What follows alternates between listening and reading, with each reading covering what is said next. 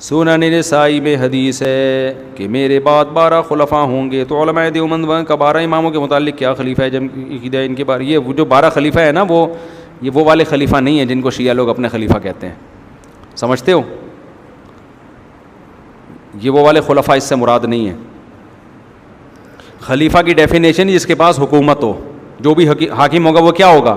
تو 12 جو بھی حاکم امت مسلمہ میں آئے ہیں خلفائے راشدین اور ان کے بعد، وہ سارے اس میں شامل ہیں. غیر مسلم کا سوال یہ ایسا ہی ہے جیسے ایک صاحب نے میں نے ایک صاحب سے کہا کہ بھائی آپ پرانے زمانے میں نا 10-12 سال ہو گئے، میں نے کہا آپ سگنل پہ رکا کرو. وہ سگنل پہ رکتے نہیں تھے. تو کہنے لگے میں نہیں مانتا اس حکومت کو. میں نے کہا اللہ نے حکومت کی اطاعت کا حکم دیا نا ہمیں. انتظامی چیزوں میں اللہ نے حکم دیا کہ اولی الامر کو فالو کرو. تو حکومت کو آپ کو فالو، کہہ رہے وہ جائز حکومت ہے، میں ناجائز حکومت کو نہیں مانتا.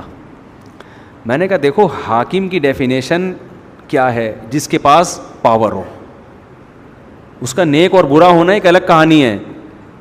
حاکم کی ڈیفینیشن یہ نہیں ہے کہ وہ صحیح طریقے سے آیا ہو یا غلط طریقے. جو آ گیا نا، جب چاہے مارشل لا لگ جائے، اب اللیگل ہے نا دنیا میں مارشل لا، لیکن جب لگ گیا ایک پاور کوئی آرمی کے پاس آ گئی، یا کوئی دھاندلی کر کے وزیر اعظم بن گیا تو بن گیا، بھلے دھاندلی سے بناؤ، ہیرا پھیری سے بناؤ.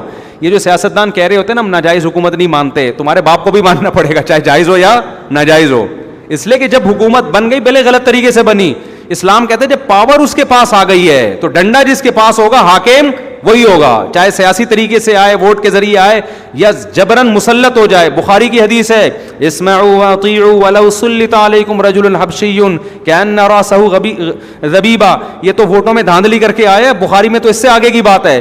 فرمایا حبشی غلام جس کا سر پچکا ہوا ہو نا، یعنی پرسنالٹی نہیں ہے، کہیں سے لگتا ہی نہیں کہ یہ ہمارا حاکم بن سکتا ہے، اور وہ دھاندلی کر کے نہیں، جبرن لوگوں کا قتل کر کے لڑ کے بالکل ظلمن جب مسلط ہو کے حاکم بن گیا، تختہ اقتدار اس نے اپنے ہاتھ میں لے لیا، اقتدار ہاتھ میں لیا، نبی نے فرمایا اس کو تم نے کیا کرنا ہے؟ فالو کرنا ہے.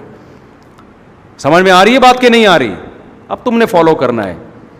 تو اسلام نے ایسا حکم دیا کیوں؟ اس لیے حکم دیا کہ بھائی جو بن گیا ہے اب انتشار پیدا نہ کرو. اسلام اجتماعیت کو پسند کرتا ہے کہ اجتماعیت برقرار رکھنے کے لیے نااہل کو بھی برداشت کیا جائے گا.